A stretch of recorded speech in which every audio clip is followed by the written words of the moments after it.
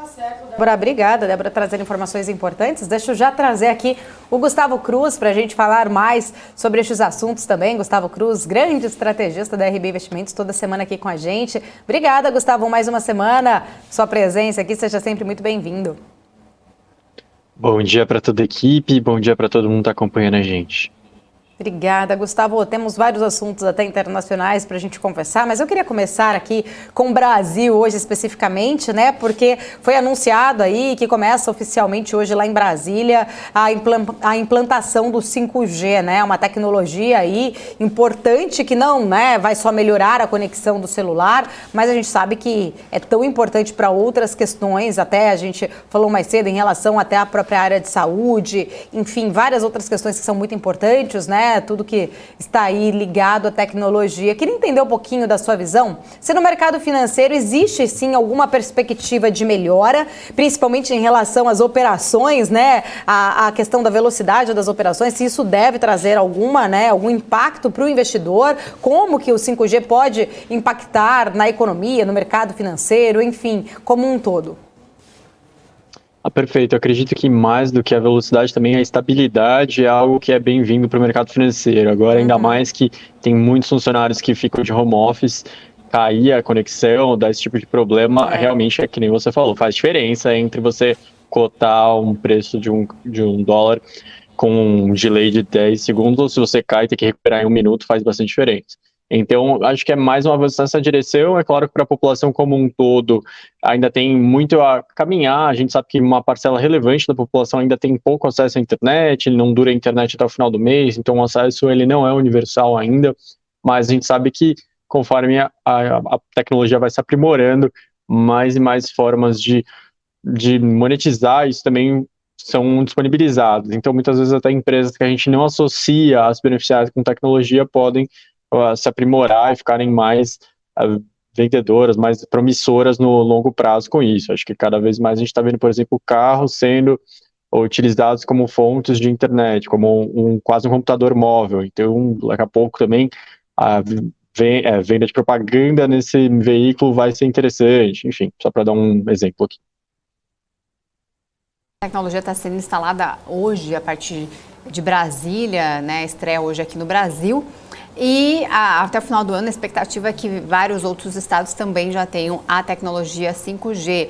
A gente já falou aqui que vai mudar muito, né? Não só na questão tecnológica ali para equipamentos, mas também no setor de saúde, agronegócio. Vai mudar, vai ter impacto na economia. Você acredita que tanto o investidor, tanto o mercado já está preparado para essas mudanças? Isso pode ter um impacto ou ainda precisa de mais conhecimento, mais debate? As pessoas, investidores precisam entender melhor esse impacto do 5G na vida da população. Acredito que como a tecnologia ela tem avançado de forma muito exponencial e o conhecimento da tecnologia não avança tão rápido, que eu quero dizer é que as gerações mais novas, tudo bem, elas já estão crescendo com essa tecnologia, mas as gerações que já estão no mercado de trabalho não é algo tão fácil assim de você implementar do dia para a noite. Então, tanto no setor de saúde quanto no agro que você comentou, é um processo ainda que a gente está avançando, tem um grande espaço para melhorar, mas também não é que simplesmente você chegar nas fazendas e falar, olha, agora você vai pegar um tablet e com isso você vai controlar toda a sua plantação do dia para em 1 semana já está funcionando assim para todo mundo. Isso demora, isso não vai ser uma implementação tão fácil, até pela distância que existe na forma de educar as pessoas até elas chegarem no mercado de trabalho. Mas eu entendo que essa nova geração, por exemplo, que está assumindo os controles de empresas de agronegócio já de décadas, elas já têm uma cabeça bem mais conectada com o mercado financeiro e com tecnologia. E isso vai trazer um aumento de produtividade bem relevante no longo prazo. Saúde, mesma coisa. Também já tem essa nova geração que entende todos os ganhos possíveis de escala, ganho de produtividade, que a tecnologia vai trazer para as empresas que muitas vezes ainda são familiares. Gustavo, falando agora um pouquinho, eu até trouxe os dados aqui do PMI, inclusive agora nos Estados Unidos, né? Saiu o PMI de serviço, PMI de compras também por lá. E aí a queda foi até menor do que o esperado. Esperava a queda até maior pelo mercado. Isso muda em alguma coisa a decisão aí do Banco Central americano? Isso sinaliza alguma coisa já pra gente, na sua opinião, ou não? Isso eu acredito que não muda, isso só vai reforçar quem tem aquela vontade que o Banco Central americano não suba tanto a taxa de juros. Você vê que tem uma parcela bem relevante dos investidores que fala que 3,5 já é um patamar alto, algo que eu acho que é improvável. O Banco Central americano reforça que não, que ele vai priorizar o combate à inflação. A gente ainda tem uma taxa de desemprego em 3,6 nos Estados Unidos, que é extremamente baixa. Você viu algo antes da pandemia praticamente num nível baixo também.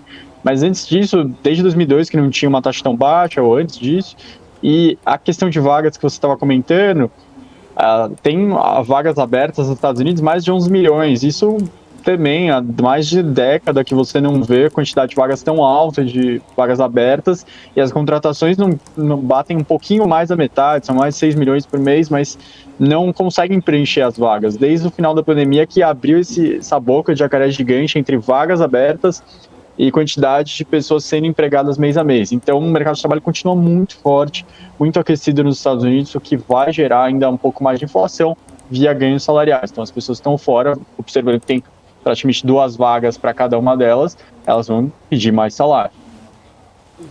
Gustavo, agora falando da expectativa do mercado de hoje para a divulgação da ata do Fed ali, né, do último Comitê Federal de Mercado Aberto do Federal Reserve, deve ser divulgado então às 3 horas da tarde. O que a gente pode esperar deste documento? Como é que o mercado já está reagindo aí na expectativa desse documento? Eu acho que tem que ficar atento às opiniões exatamente dos dirigentes, não foi uma reunião tão consenso assim. Então, por que eles definiram que 0,75 era adequado, se eles acham que agora é o ritmo, se 0,75 foi algo bem específico e a reunião de julho já seria ideal voltar para 0,50 e procurar uma outra pista sobre o patamar final do ciclo, se eles já dão algum tipo de indício de até qual nível eles vão chegar de juros. Acho que é mais nessa linha. Falando agora sobre a alta dos juros aqui no Brasil e no mundo, né, que vem beneficiando praticamente todos os ativos de renda fixa. Aliás, eu agora há pouco trouxe aqui também dados, né, de quanto que os fundos conseguiram, né, bater aí de recolhimento nesse primeiro semestre do ano, né, em detrimento, claro, dos ativos de risco. No primeiro semestre, como a gente, né, viu, a gente teve aí um dado bem positivo relacionado à renda fixa. Todos os investimentos terminaram o período no azul, né, pertenciam a essa classe de ativos. Como que o investidor pode se preparar para esse segundo semestre de 2022 na renda fixa? Permanece uma crescente, na sua opinião, ou não tem força para poder ir para mais, né, para ir além do que isso, já que a gente sabe que a taxa de juros está chegando ali, né, no patamar que o mercado já espera realmente que o Copom vai elevar? Eu acredito que ainda tem espaço para, inclusive, os investidores aumentarem um pouco mais a exposição em renda fixa. Conservador, a gente tem tudo em renda fixa nas recomendações. Moderado a gente já subiu de 65 até para 70, e arrojado já está quase no limite a 45, até não fugindo muito do que as outras casas também estão recomendando. Mas eu entendo que para esse período, principalmente eleitoral, volatilidade alta, aquele que é moderado, que é o mais delicado, né? Que em outros momentos a gente aumentou bastante a exposição em renda variável, agora a gente dá um passo atrás, entende que para esse período faz mais sentido ele aguardar um pouco mais, porém, não acho que também significa que você precise colocar todos os ovos em renda fixa. Acho que tem espaço sim para renda variável. Agora, se existe estratégia, você dentro da renda fixa ainda deveria priorizar um ativo mais pós-fixado. É verdade que a gente está chegando ao final do ciclo, mas isso não é 100% dado. O Banco Central não cravou que vai parar, e a gente está vendo algumas medidas que podem ser gatilhos de inflação para o próximo ano, como toda essa PEC que está sendo discutida agora, que pode trazer uma herança para o 2023 de inflação um pouco mais alta. Então, talvez essa inflação talvez tenha pedidos para subir juros em momentos posteriores. Então, ainda prioridade em pós-fixado. Entre pré-inflação, acho que seria uma divisão quase igual. Então, não, acho que é priorizar pós e o resto ter na carteira, mas com menos participação. Obrigada, Gustavo. Gustavo, ainda, né, falando desses aportes, falando um pouco de renda variável, para quem tem um perfil mais arrojado, deve fazer novos aportes em renda variável nesse momento? Como é que você vê a Bolsa de Valores neste segundo semestre do ano? Perfeito. Eu entendo que se você tem uma cabeça bem conservadora, bem mais moderada, o governo já te pagando 1% ao ano e as empresas, inclusive, pagando um pouco a mais em cima disso, você vai ficar satisfeito com um pouco mais de 1% mensal e se fechar o ano com 12% de rentabilidade na sua carteira, 13%, vai ser confortável para o seu perfil de risco. Agora, se você já tem um perfil mais arrojado e no final do ano a gente apresenta, a renda variável ter um retorno maior, mesmo que seja nos últimos 3 meses que ela dispare, isso vai incomodar. Então, ainda faz sentido, sim, em renda variável. Você vê que as casas, elas têm revisado para baixo. A gente está para soltar nosso relatório do segundo semestre, mas já antecipo que a gente dificilmente vai mudar aquilo que a gente traçou no começo do ano, que era 110 mil pontos para final de 2020, 2022. Então, a gente ainda está falando de um retorno de mais de 10% para um semestre, enquanto a renda fixa no ano vai dar mais ou menos, vai dar um pouco a mais que isso. Então, existe uma composição onde faz sentido, sim, você trazer novos aportes para renda variável, embora seja um período de eleições, altas de juros no Brasil e no exterior, ainda é um período onde talvez pós-eleições dê para respirar um pouco mais e as empresas começarem a tradear mais em termos dos seus fundamentos do que realmente do contexto que está influenciando muito. Gustavo, queria falar contigo um pouco sobre essa questão do setor de varejo, né? Agora falando um pouco mais direcionado aos setores aqui da Bolsa. Pelo segundo dia consecutivo, a gente vendo altas aqui do setor, inclusive, né? Papéis como Magazine Luiza até chegou mais cedo aqui a bater uma valorização de 20%, se a gente considerar a alta de ontem também. E aí tem outros papéis, Natura, Mer3 Via, todos eles estão subindo aqui no setor sem, né, um sinal aí aparente. Você acredita que isso pode ser algum movimento de short squeeze? O que pode estar explicando esse movimento de alta aí do varejo, na sua opinião? Porque é um setor que vem descontado já há muito tempo, né? E a gente sabe que com inflação e juros, nada disso favorece o setor, né? Perfeito, eu entendo que ainda é um setor que vai sofrer no segundo semestre. A gente está quase começando a temporada de balanços do segundo TRI e não deve ser um período muito positivo. Na verdade, o que a gente vê de notícias são deles apertando as restrições para quem vende dentro das plataformas deles, dificultando antecipar algum tipo de crédito, antecipar algum tipo de recebível. Então, isso não vai ser tão fácil assim para essas empresas, esse próximo período. Eu entendo que é mais pela questão da precificação mesmo das ações, que ao mesmo tempo que eles já ainda vão ter períodos negativos, eles já estão extremamente descontados. As empresas que eram consideradas valendo muito mais do que estão valendo hoje, com valuations agora bem mais... Tudo bem, podem ser revisados um pouco para baixo, mas a empresa está extremamente descontada e agora faz aquele movimento do investidor, ele olhar o que ficou para trás e começar a pensar mais para frente, onde ele vai ter um retorno, uma possibilidade de retorno maior. Não vai ser, por exemplo, nas estatais que tem um ano positivo. Uhum. Gustavo, deixa eu só fazer uma pergunta também em relação ao petróleo, né? Eu tô vendo aqui agora o futuro para setembro do Brent caindo 2,71%, abaixo dos $100 aí, o barril, o WTI também caindo 2,98%, pouco mais de $96 o barril. Mais cedo, inclusive, né? A gente estava falando com a nossa correspondente, a Giovanna Locatelli, sobre esta questão aí desses preços, né, do petróleo que caíram abaixo dos $100 o barril. Desde ontem a gente está vendo, à medida que está crescendo muito os temores de uma recessão. Queria entender um pouquinho, né, da sua visão. Será que a gente pode aí, de repente, ter uma mínima aí para o petróleo por conta dessa questão toda, desse temor de recessão global? O petróleo que é, né, um peso muito grande para a pressão inflacionária que o mundo tem sofrido nos últimos meses.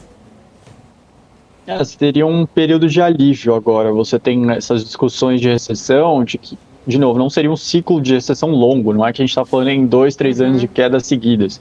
A gente estaria falando talvez de alguns trimestres na virada do ano, no ano que vem, de atividade sendo reduzida.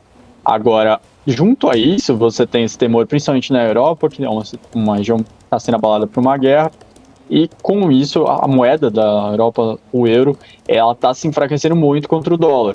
Com esse movimento, você está puxando o dólar a se valorizar contra a maior parte das moedas, não só o euro.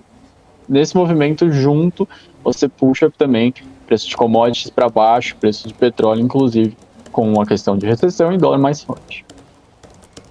Certo. Ô, Débora, já que a gente está falando então aí do petróleo, né? Tem como a gente dar uma olhada como que está a reação do setor neste momento? Até para o Gustavo comentar um pouquinho mais. Majoritariamente em queda, né? Depois, Bastante. principalmente dessa despencada do petróleo dessa terça-feira, principalmente 3R Petróleo caindo 5,57%. Na contramão, a gente tem só Ultrapar e Vibra Energia. Petri 3 e Petri 4 também seguem queda de mais de 2%. Enat também está caindo 3,77%. Prio tem sido outra que com essa volatilidade, né, do mercado, da cotação da commodity, tem sofrido um pouco, tem sido mais impactado, né, no setor. Ou, Gustavo, eu estou enganada aí nessa situação de Prio? Eu acho que PetroRio foi mais por conta também de toda a valorização que ela teve nos últimos 12 meses, né? Então ela acaba sendo retirada da carteira agora de alguns gestores, e Petrobras existe como eu vou dizer, uma tendência realmente grande de você segurar na carteira, tem expectativa de grandes dividendos. Agora, mais uma vez, o petróleo ele está envolvido principalmente numa questão de guerra. Ontem a gente viu os membros da OTAN assinando para a Suécia e Finlândia entrarem no bloco. A gente não sabe o dia de amanhã, não sabe se realmente está tão garantido assim que a Rússia não vai entrar em mais nenhum outro país. Isso pode oscilar tanto para cima quanto para baixo muito rápido. Entendi. Outra notícia que saiu aqui que me chamou a atenção foi dessa da Ambipar, Gustavo. Você acha que, como que você vê essa questão da geração de valor aí? Também sinergias, né, que serão geradas com essa enterprise aí que eles têm surgido, a Ambipar subiu ainda há pouco, mais de 6%. Daqui a pouco eu atualizo aí para o pessoal, né? A Ambipar que geralmente tem feito aí algumas movimentações como essa. Essa especificamente, o que você achou? Como é que fica aí a tua avaliação? Eu não consigo olhar exatamente da avaliação de hoje, mas eu já antecipo que assim, a gente tem Ambipar na nossa carteira de investimentos, na nossa carteira de ações. A gente entende que é uma empresa que está em um setor muito valorizado no momento, que assim, você pode gostar ou não da questão ESG, mas existem gestores no mundo que estão levando isso muito a sério. E essa é uma empresa que é muito uma cara, tem um selo de ESG na cara. Ela está num negócio que é bem conectado, então ela vai chamar atenção em momentos onde pesarem mais nesse radar, né, nesse tema. E tem fundos relevantes, grandes internacionais, que fazem posições de mais longo prazo, por isso que a gente gosta muito da empresa, que, mais uma vez, ela tem feito aquisições muito interessantes nos últimos anos, tem feito uma expansão tanto por si própria quanto por aquisições, que mostram uma empresa em clara ascendência, que vai ficar cada vez mais relevante e, de novo, com esse selo que é muito relevante para o momento. Inclusive, né, eu estou vendo aqui o Citi reforçando recomendação de compra para a Ambipar, com preço-alvo a R$ 48,00, né, considerando que essa combinação de negócio da Ambipar com a HPX é um marco importante aí para o grupo, né, captação da Ambipar, inclusive, de acordo com o executivo da companhia, pode chegar a 415 milhões de dólares, bastante coisa, né, Gustavo? Bastante, eu entendo que tem um caminho gigantesco ainda para a empresa crescer no Brasil. A gente ainda tem, lógico, coisas gigantes assim, em termos de infraestrutura para melhorar, coisas de realmente qualidade de vida para melhorar, e em paralelo a gente também vai conseguir ter a parte ambiental sendo melhorada por empresas interessadas em garantir que também o meio ambiente seja respeitado nesse processo. Outra coisa aqui eu queria falar contigo sobre esse setor mais de saneamento, Gustavo. Eu vi que algumas entidades privadas estão dizendo que entre 2022 e 2023 serão realizados 28 leilões no país. Isso abre oportunidades aí para o setor? Você tem alguma companhia que você acredita que poderia ser mais beneficiada numa situação como essa, com tantos leilões aí já previstos até 2023?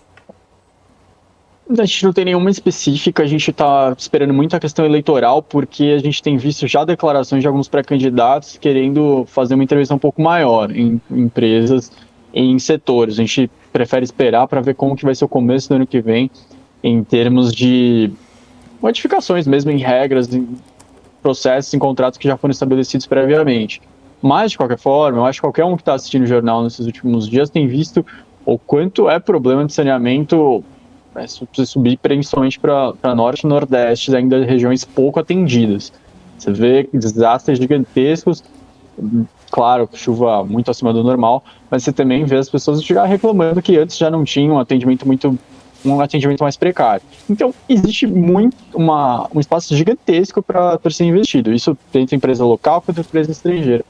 E olha para cá e vê que, diferente de outros países, que onde você já tem uma estrutura totalmente robusta, tudo roda 100%, a possibilidade de investimento, ela não te dá uma taxa de retorno muito alta. Aqui no Brasil, ao contrário. Você está praticamente começando do zero em algumas regiões, onde você vai ter uma taxa de retorno muito alta.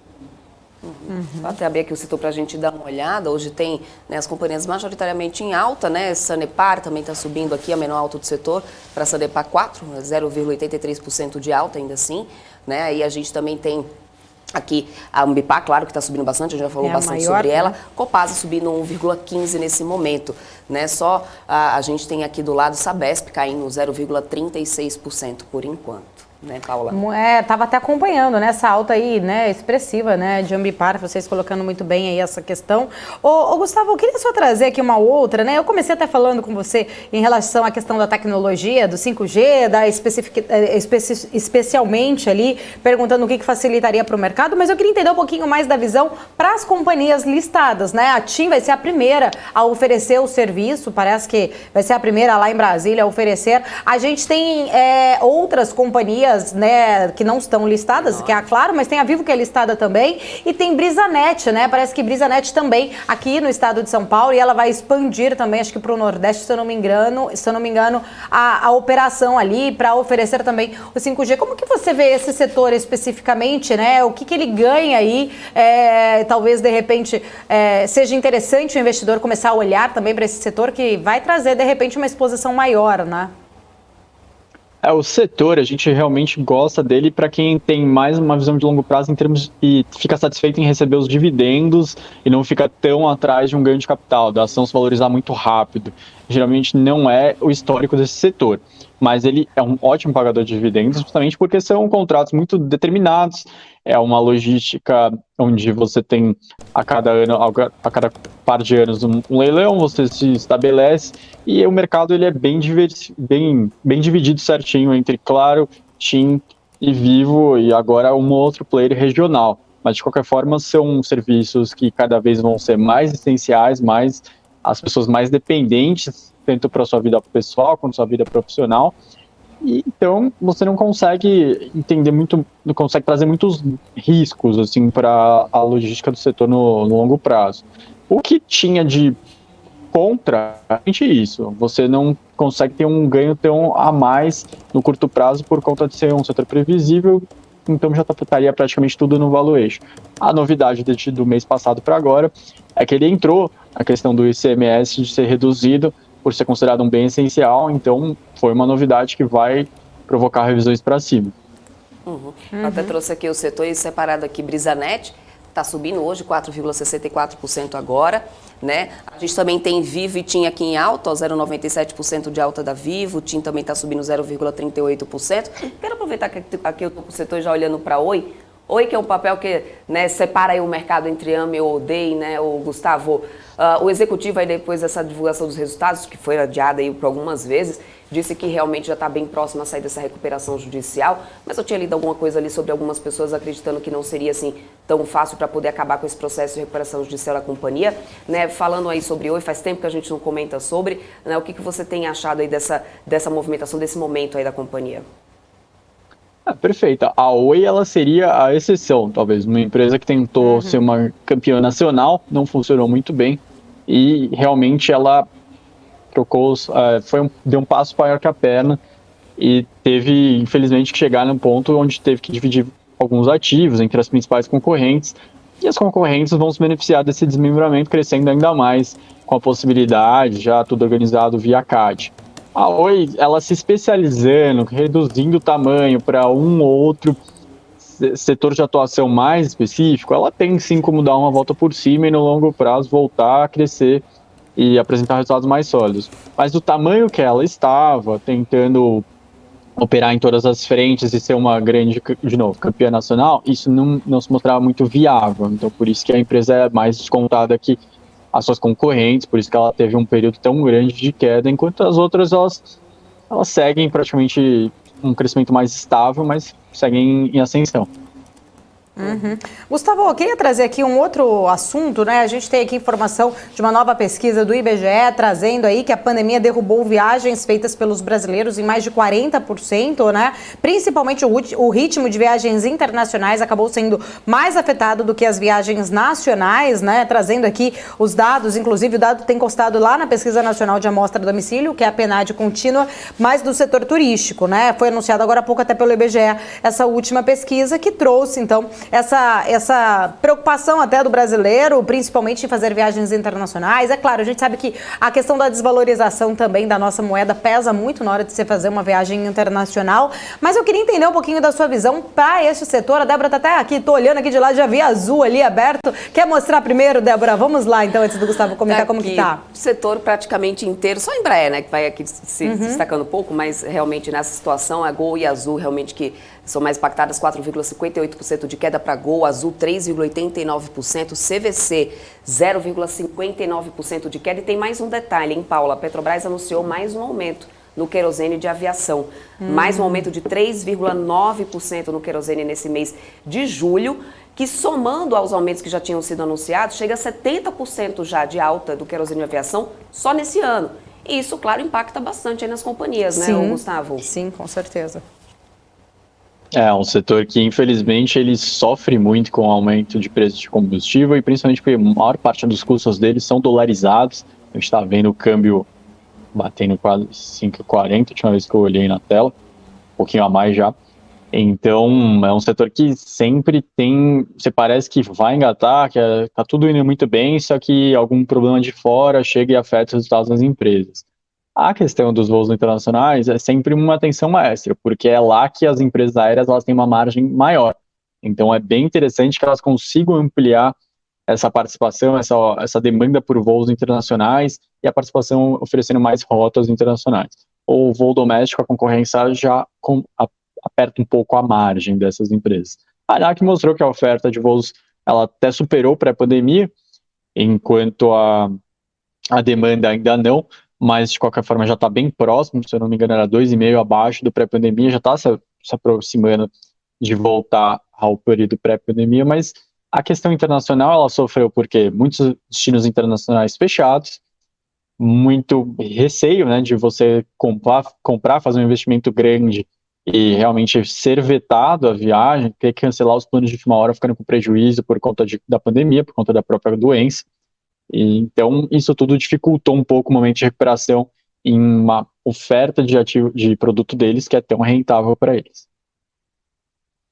Gustavo, muito obrigada, sempre um prazer poder contar contigo aqui na nossa programação toda semana para a gente debater aí os assuntos mais importantes, né, que estão acontecendo. Seja sempre muito bem-vindo. Até semana que vem.